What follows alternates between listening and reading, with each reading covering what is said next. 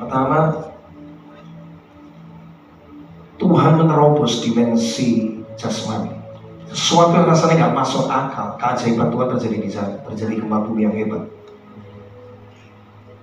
Penyembahan itu pertama harus membawa terobosan jasmani dulu, looks real, karena manusia melihat rupa. Sesuatu yang supranatural, kita bicara kesembuhan, kita bicara apalagi sesuatu yang jasmani yang orang udah lihat dengan nyata. Kuasa Tuhan bekerja dengan dahsyat, itu harus dialami. Yang kedua,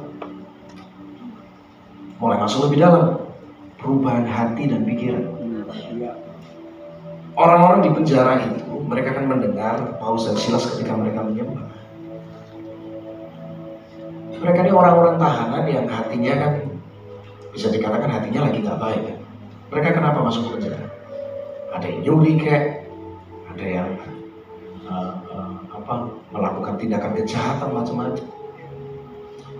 Dan kalau mereka ditanya apa yang paling mereka tunggu adalah kapan keluar penjara.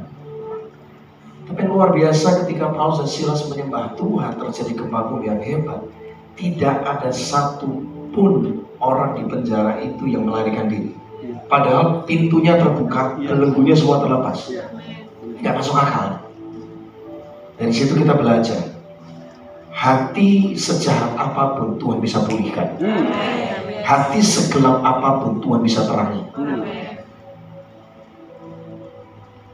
Dalam penyembahan itu damai sejahtera yang nggak masuk akal dinyatakan bagi banyak orang.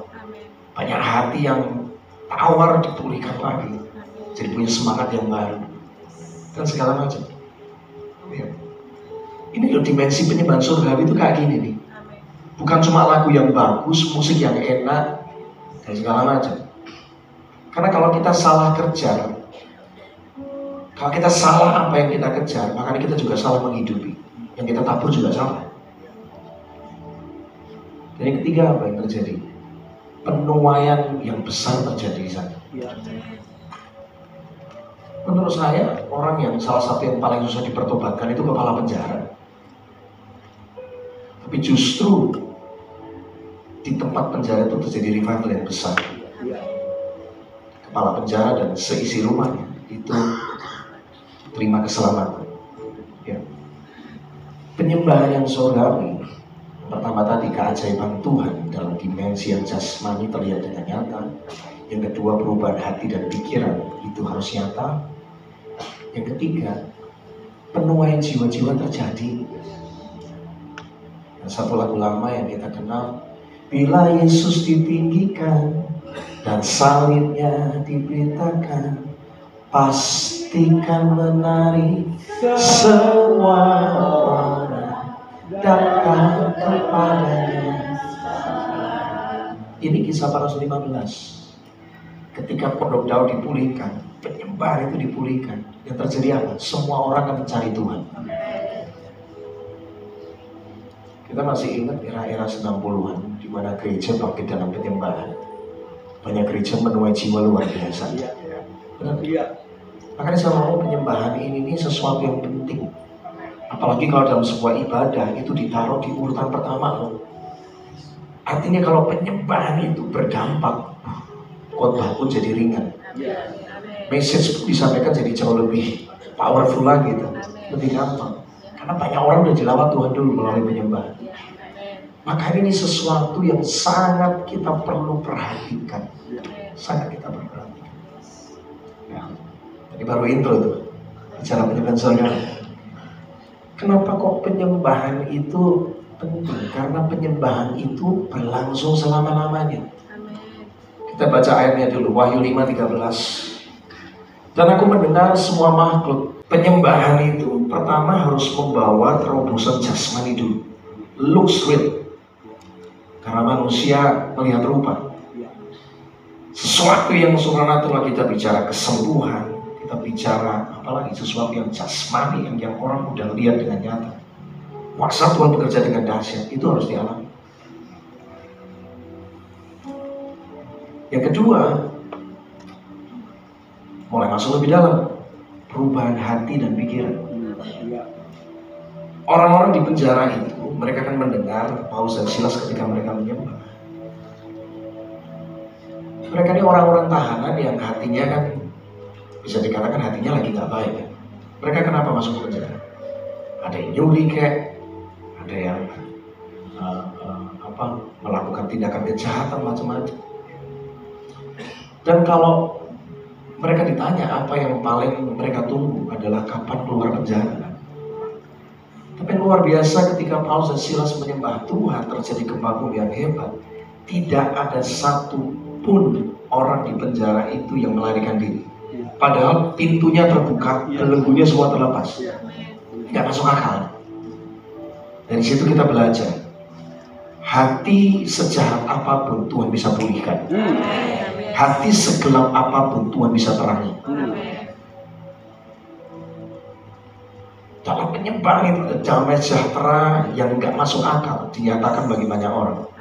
Banyak hati yang tawar dipulihkan lagi, jadi punya semangat yang baru dan segala macam.